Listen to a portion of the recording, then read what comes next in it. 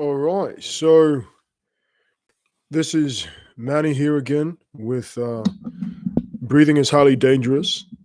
Not unfortunately, but my other channel wasn't able to um, let me go live. So right now, I'm going to be here on this channel. I'm going to be reacting objectively to some several occurrences that have been caught on film recently that I have not seen yet. That's in reference to Toledo, the 13-year-old that was shot by police in Chicago, I believe.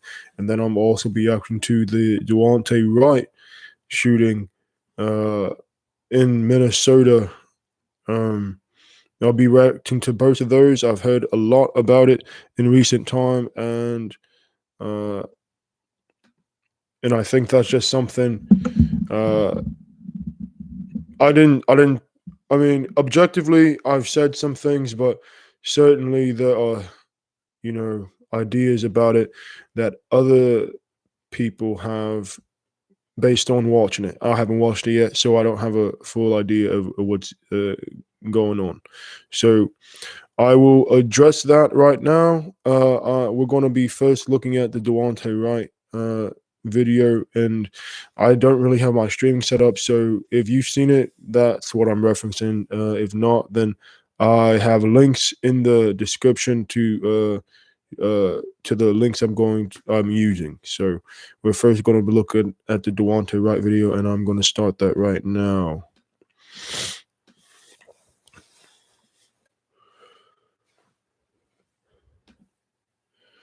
So there's three officers there approaching a white Buick.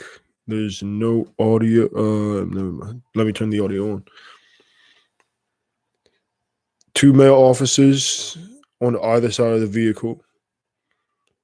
And this officer that is behind, Duante's not getting out the car. They're immediately putting him in handcuffs.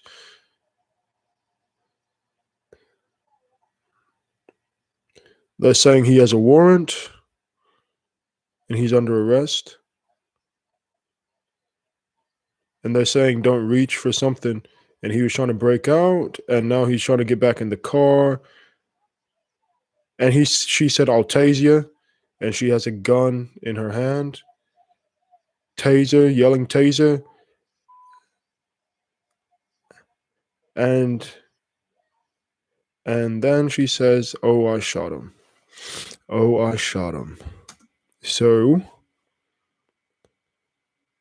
that is the most okay. Now I've watched that. Wow.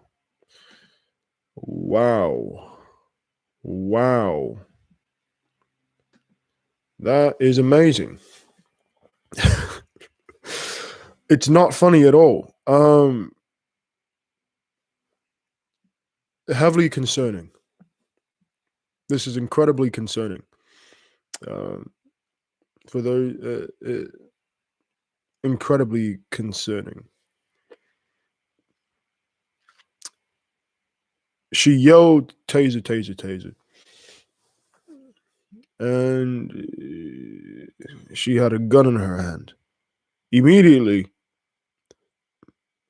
this is coming from the perspective of someone that's used firearms, myself, owning firearms, and utilizing them often and wielding them correctly in the proper situation, which is an often unless I'm training to be more efficient with them. So for her to not know with certainty that she was not using a taser is incredibly concerning, and hopefully she's fired and hopefully she's going to go to jail. So there's really not much. The only he didn't deserve to die. He resisted, but she yelled taser, taser, taser. So there's nothing. She didn't mean to shoot him. So she didn't mean to cause deadly harm. So manslaughter, right? Okay. Fair enough with that or whatever. It's not fair that he died. afterwards, what is the reason that he was complying and then became uncompliant? Only he will know that for certain. We can speculate that he didn't want to go to jail. That's a speculative remark. And we can speculate that he felt like he was in danger and he was trying to get out of a dangerous situation. We can speculate that. We will never know for certain why that happened. So anyone saying, "Oh, he shouldn't have done this, he shouldn't have done that," you shouldn't do a lot of things, right, in terms of other people's view. So you can't say he shouldn't have done something where there is an option for that thing that he did to be very important in saving his life, right? If that's what something he was considering. And we can't say he wasn't because he's dead. So anyone making remarks saying, "Oh, this is the reason he died because he tried to escape," I haven't heard any of that. But just in case, I can tell that would be something perpetuated by people. That it's like, "Oh, she made a mistake, and she wouldn't have made that mistake if he was compliant." You can't do that. Well, you can, but you shouldn't. That's not how objectivity works. You can say this action led to these actions. That's objective. That's objective. Subjective is determining what the reason was. What is the why? Why is always subjective because only the individual knows why. So you consider all the whys when you don't have a reasonable access to that answer. We don't have reasonable access to that answer because the guy is dead. Um, so outside of that, who should be held accountable? The officer should be held accountable. The other officers were doing the job just fine, abiding by the rules.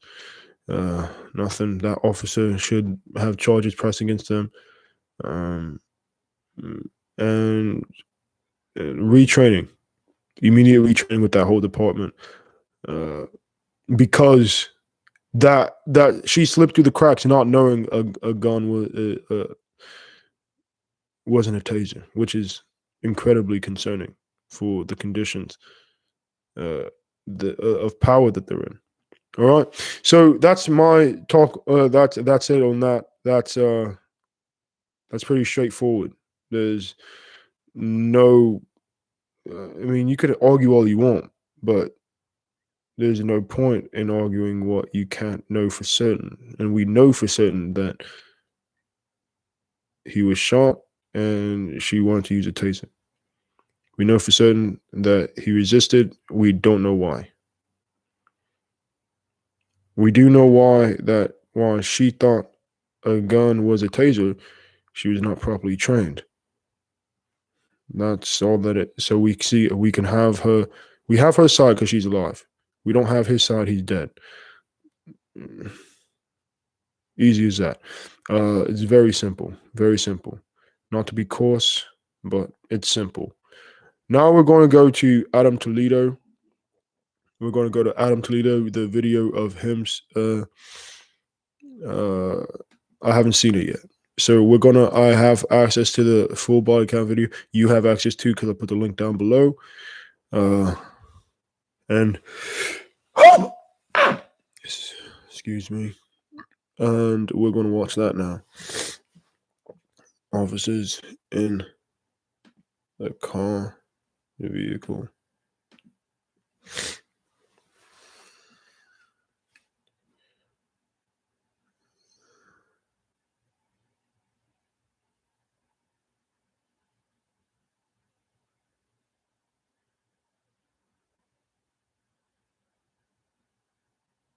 They're making a whole U-turn. I wish there was audio. I don't know if there was originally audio or not. Right now, I don't hear any.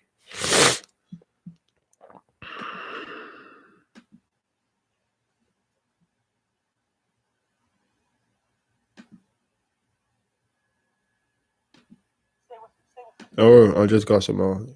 Okay, just got some audio.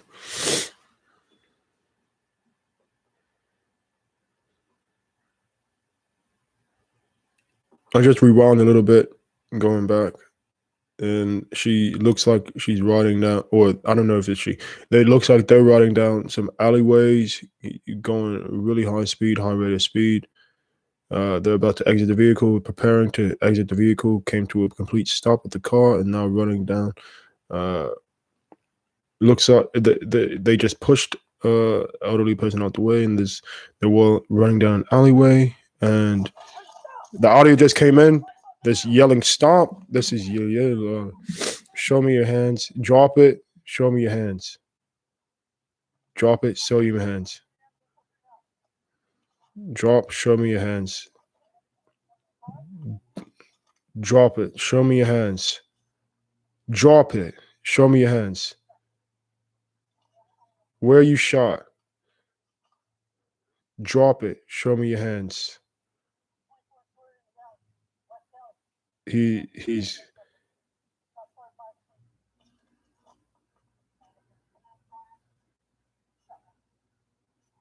where you shot. He's going. He's leaving. You can see his life leaving his body.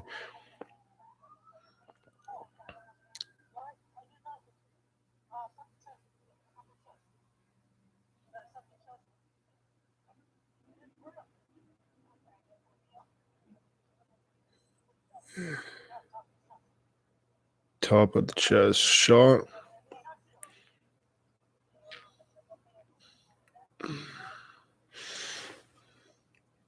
They're acting very quickly to try to tend to the wound. At this point,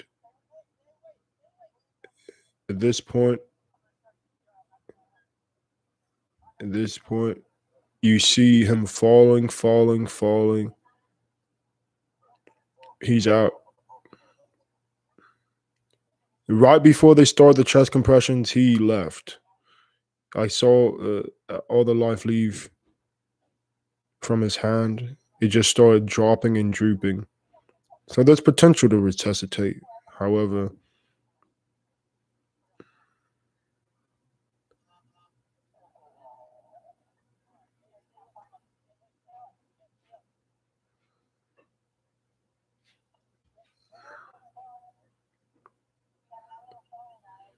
with bleeding, what is what does this applied pressure and pumping do if not trying to get the blood out?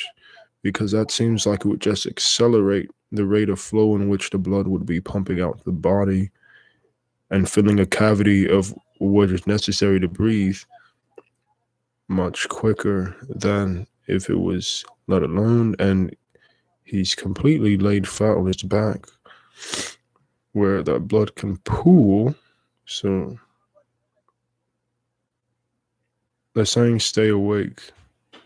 I mean, I guess his eyes are open still.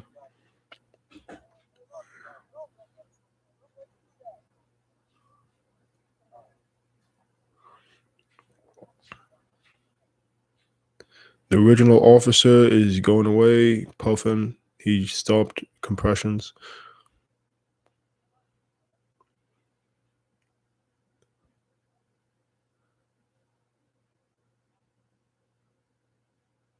Saying they're trying to get a response.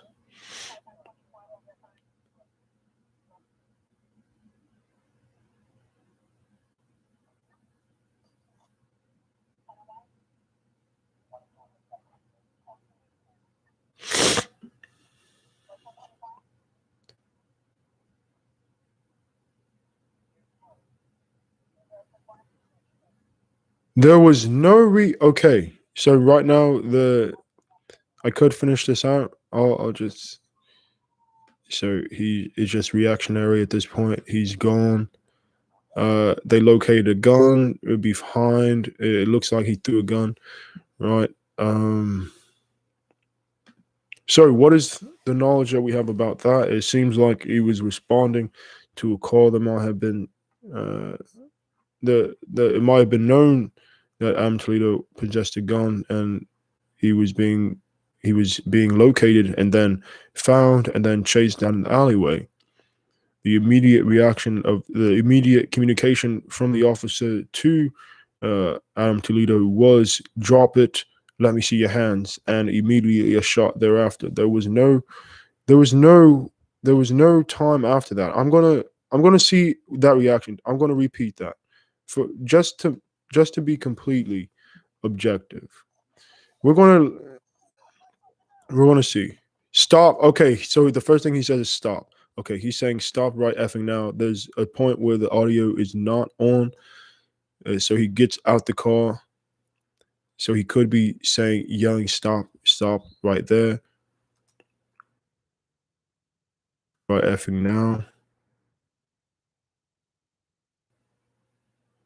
All right, he's running, running.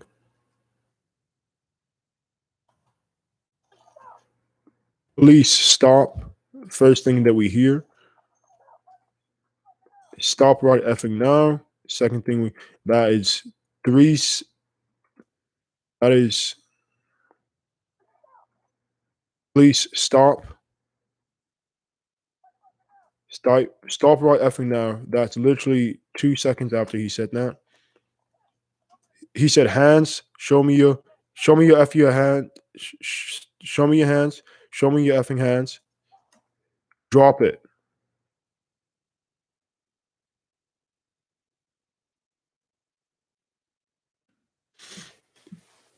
And a shot.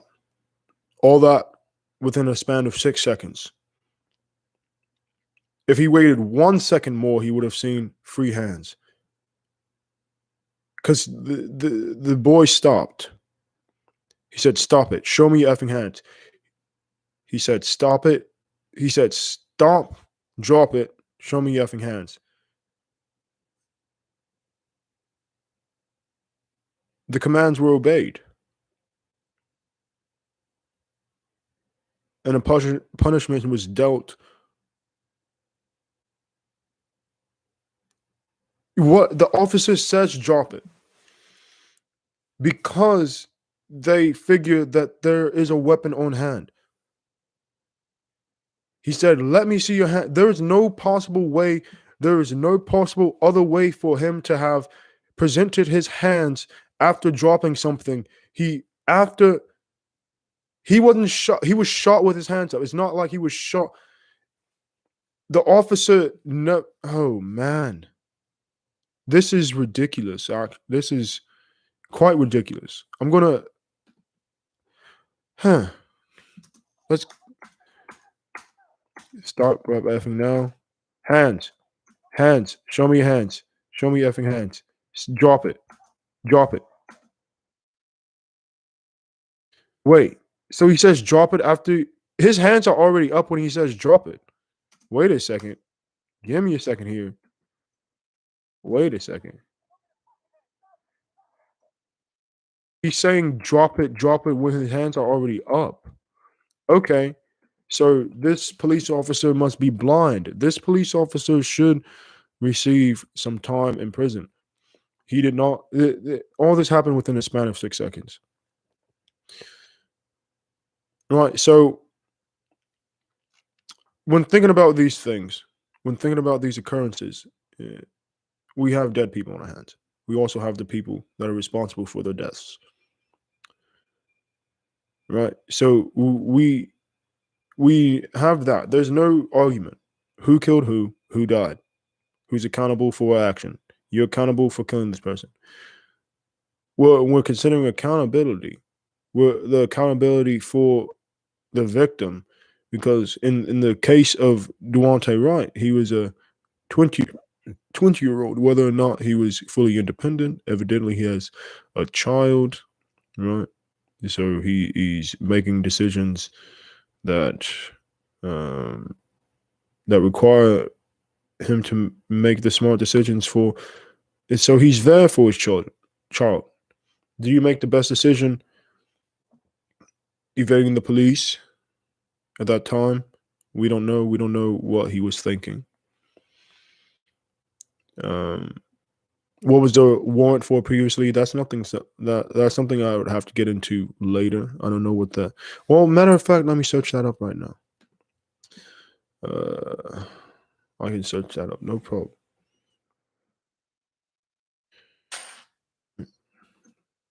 No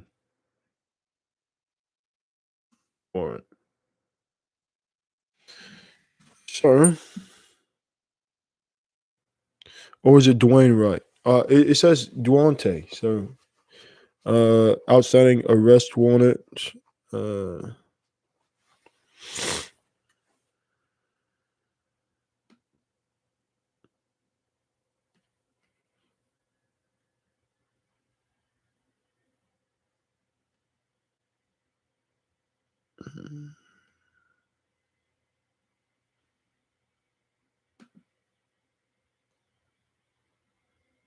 warrant reason.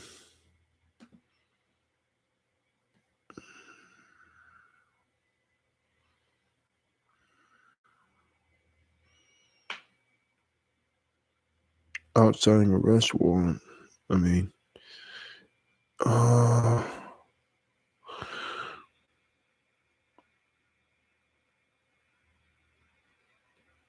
gross misdemeanor warrant. Carrying possess a pistol without a permit. Fleeing peace officer. All right. So, I mean, we've got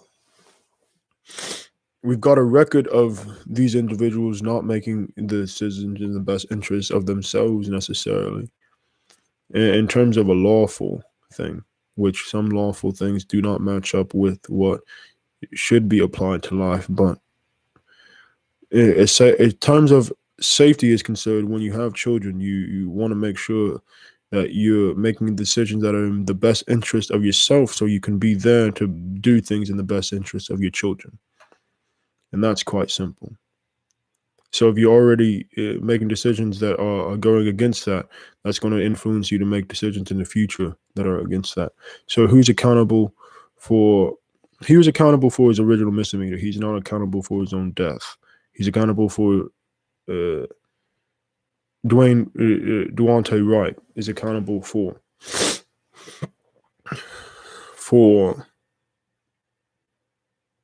uh, attempting to flee. Right. He's not accountable for an officer misrepresenting a gun as a taser. Right. At that point, he would still be alive, but he would have had another charge, and he would have had a temporary time taken away from his child, certainly, but not a permanent amount of time taken away from his child. Right. So he's not at fault for an officer using the wrong weapon to try to subdue him. He's responsible for only his actions, and the actions, therefore, that led to these actions currently. But he's not responsible for the actions that occurred. He's responsible for the path. He's not responsible for the result that someone else inflicted. Someone else had, influence upon. Someone made a choice. It's not fault. He's not at fault for the choices someone else is make. You only get fault for the choices that you make personally. All right. So, yeah, that's closed. Duante Wright, that's closed in my mind. There's nothing.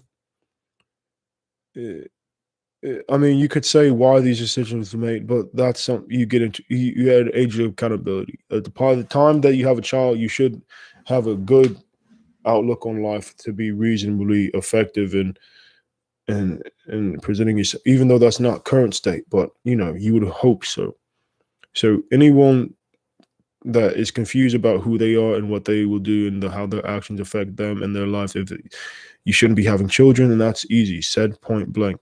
Right. Okay, great. Now let's get on to Toledo, because this one is a lot to unpack. This one is very, very concerning. Highly concerning. All right. So I addressed why the possibility of the officer even being out there was he was dispatched to location, and he found the person that he was looking for, potentially. This looks like it was at 2 something in the morning. Adam Toledo turns out to be a 13-year-old boy.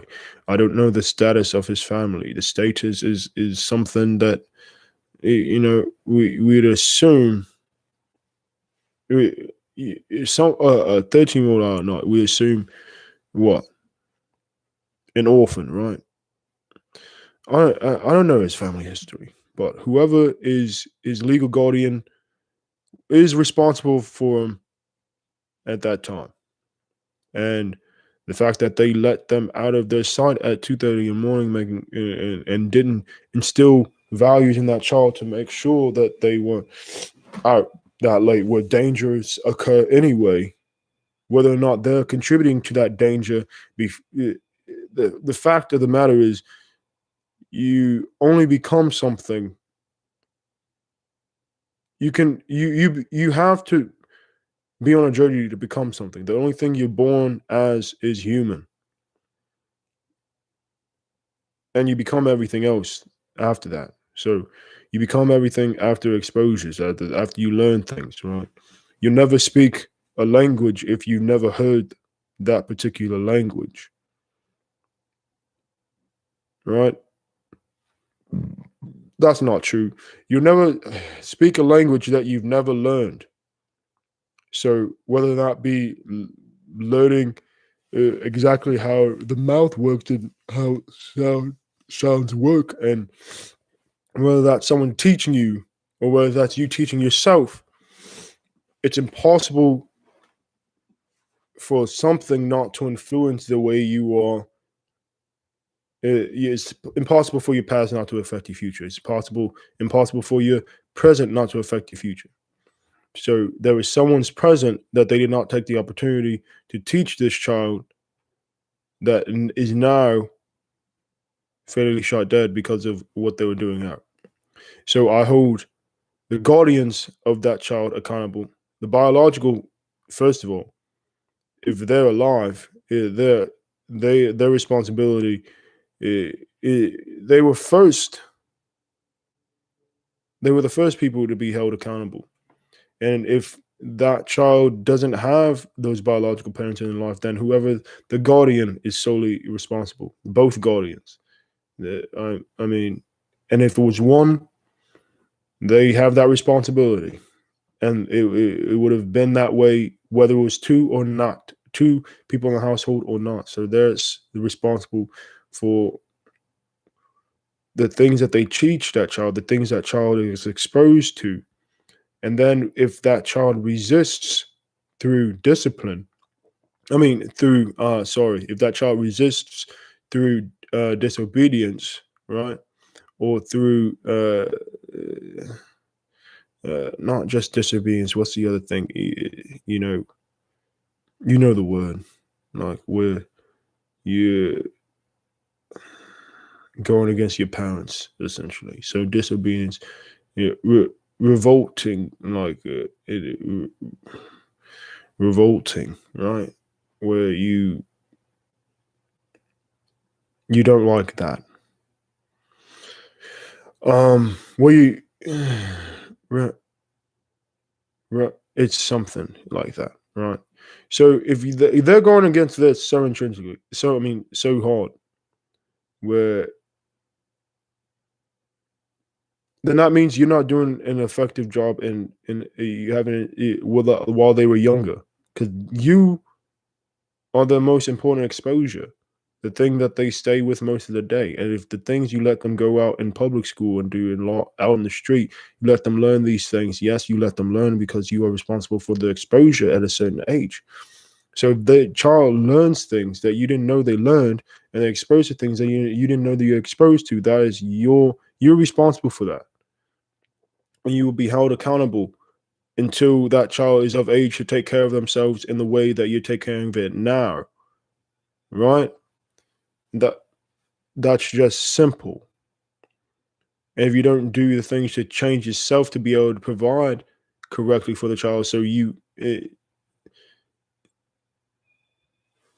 it's very simple. So whoever's parents, whoever the guardians were of Adam Toledo, Uh, if it was rebellion.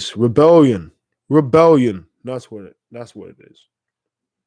Rebellion. If they rebel, the rebellion is not your fault. But the discipline of that child thereafter is strictly on you. And if you did not do that, the parents, then you're held accountable for the location of where your child was and the business that they were participating in. And whoever also was leading that child outside of the home of their parents that claimed responsibility for the child to have where they put them in harm's way where a 13-year-old had a firearm at all at 2:30 in the morning, running away from a police officer after the police officer was dispatched because a potential crime had been committed by potentially this 13-year-old child. So you tell me who's responsible, right? And if this is what happens in the environment, guess what? I think I was raised in similar environments. Guess what happened? My parents were smart enough to move us out of the environment. Oh, most people don't have money. Oh, interesting. So the safety, uh, your comfort means more to you than the safety of your children. And that's what I praise my parents for is like, even though we were not rich, right? We were uncomfortable at times, but our safety, like sheltered, sheltered in safety. So we were so safe because we were sheltered, and we were sheltered in poverty. So even though we didn't have the nicest things, right? We were safe, right? And that caused a whole journey for me of having to realize what is actually out there and all that stuff. So that there's the positives and there's negatives to all these things, but understand that if you don't have if you're missing any of those things, you're gonna have a result that it doesn't turn out so good. And I've had those things similar happen in my life, right? Some cases where I could have had my life taken because of these environments, right? There's certain things you just and then okay, this goes, but that's extended. That goes outside the point. So Adam Toledo, 13-year-old boy, 13-year-old child, responsible. Yes, he's still responsible for his actions, but it should have been an understanding that because of the immaturity of the choice, because of the demonstration of the choices that you make, that shows a level of immaturity that should be taken into account by law enforcement or the parents themselves. So if you give your child such free range and they're making these mistakes and you say, oh, why is my child like this?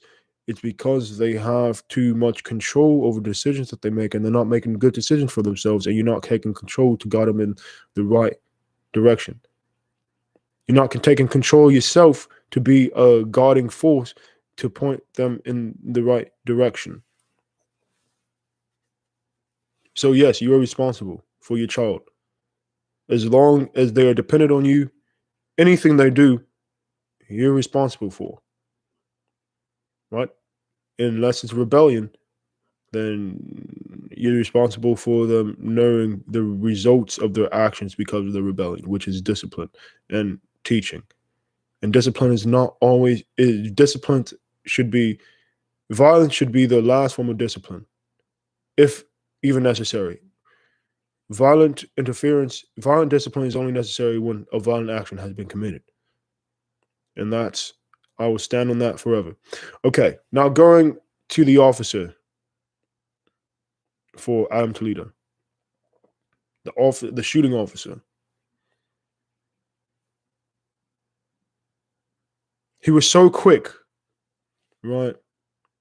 So spry, so quick to chase after, so quick and projection to making sure he heard what he heard what to make sure that his instructions were heard by the perpetrator, right? At this point, he doesn't know the age. I always assume he doesn't know the age of the child. He doesn't know how dangerous this person is. So his things are hard. So he's trying to find his skills, and also he's in his state of danger and fight or flight himself, because he's like, oh, there's a gun. His guy's got a gun. The guy's got a gun. We gotta stop him. We gotta. When someone's running away from you, that means they're running away from the danger that they perceive you to be, as well as trying to escape their own thing. So understand that when someone's running away, that's an avoidance tactic, right? And then when they stop, you gave instructions. How long do you allow someone to process instructions, right? How long that in officer training, you you want they want to keep themselves alive, right? But that is at risk of making a bad call when it comes to someone with a weapon as well. So they want to be the only, as much as we have rights to weapons, because at this point he doesn't know how old this person is. He just knows someone's running away from him, and I can't have this person run away from me. So there's an issue since they're running away from me. There's got to be an issue, right? So this person's a danger to me, even though they're running away, right? So that's something that is instilled in them, right? So when you gave the instruction to stop, stop right effing now, then you say, put your hands up, drop it. Show me your hands, drop it, drop it. After his hands are already shown. You're saying drop it after his hands are already shown. Your body camera captured it, buddy. Buddy. Well, you don't have an excuse. There is not that is that is the worst clouded judgment I've ever seen, and that is the quickest. He was prepared to kill. He didn't. There was the kid followed the instructions as fast as he could because as quick as the officer was given directions, the child, in an effort to keep his life, threw the gun. The guy said drop it. The guy threw it. The boy threw the gun away from him. He threw it away from him, and then immediately followed the instructions that were coming at him so fast. And this is a child, so at this point the officer doesn't know that, but the officer is giving these instructions, so he should be expecting to. What is he expecting? Is he expecting the person not to obey the instructions? So he was so ready for to be shot at. He didn't see if his commands were being obeyed. So he shot even though his commands were obeyed. There is no argument here. Anyone that's saying anything about the officer distress, yes, all that is important. All that is known.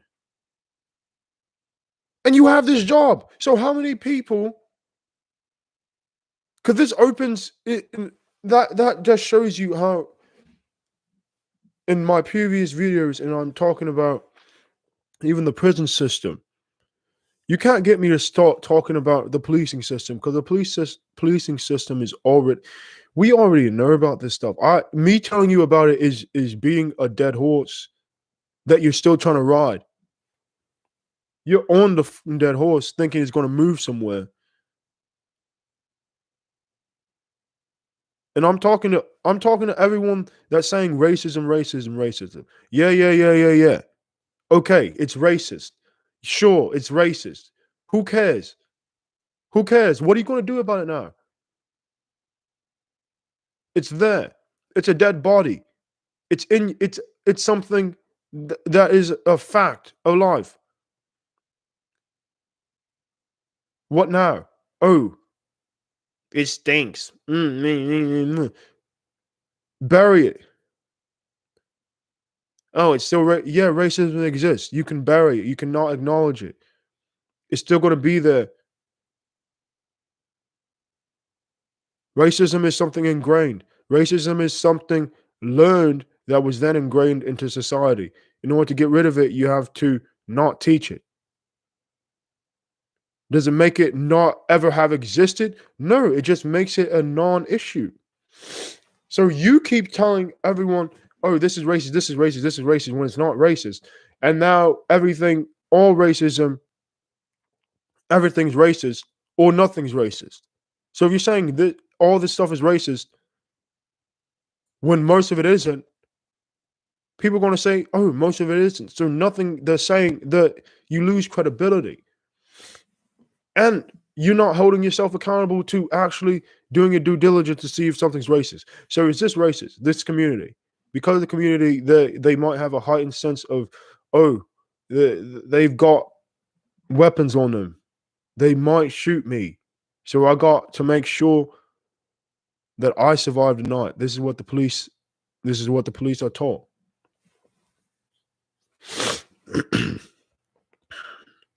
I challenge I challenge I challenge the police systems.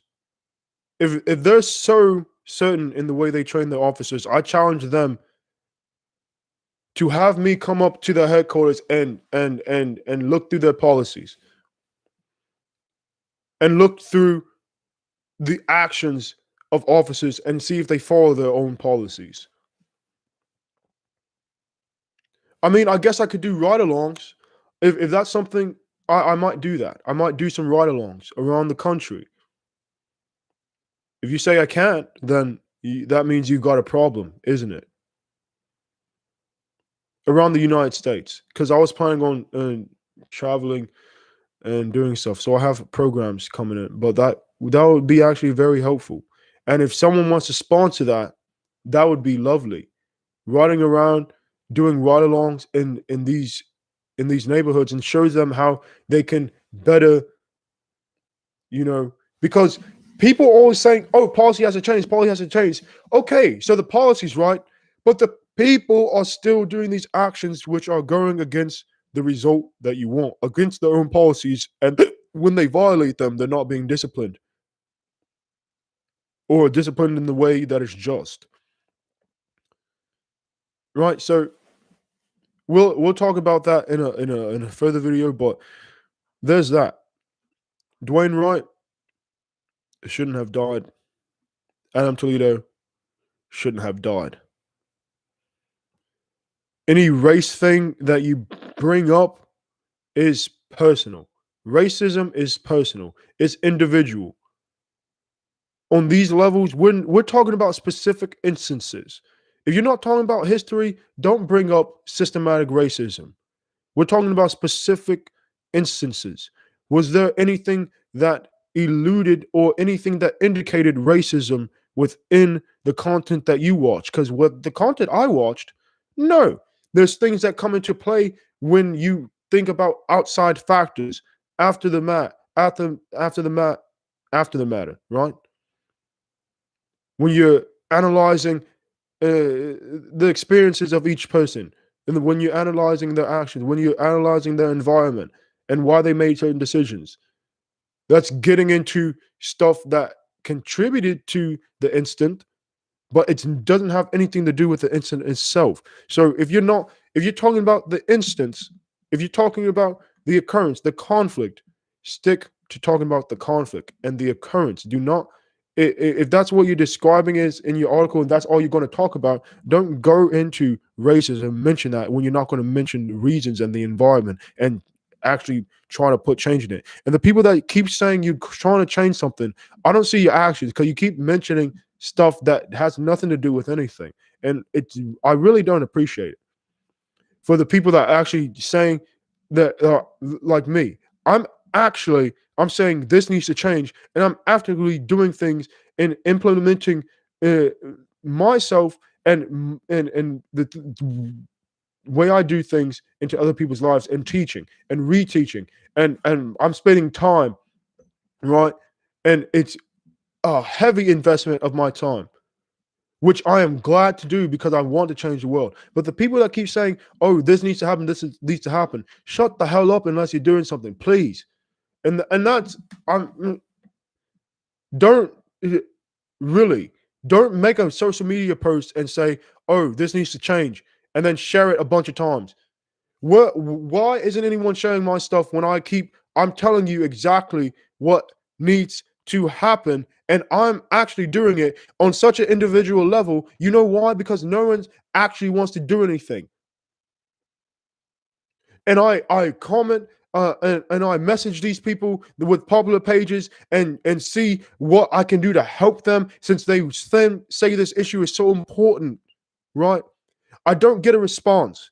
I've messaged hundreds of churches about these specific issues and how a church could help. If you really care about people, you care about all people, right? So religion is no help. So you as an individual without the religion, say religion is the problem, right? So where are you helping? I messaged you too. No one has contacted me back. None. What is it going to take? Because right now, all you are a bunch of liars saying this needs to change. If you are not, if it needs to change, you don't really believe it needs to change because you're not doing anything to change it. And that's it. All right. Thank you all for watching. Hopefully I'll be able to upload this on Breathing is Highly Dangerous. And this is going to be uploaded to this channel. But um be better. And these instances were not racist. These instances, two young men,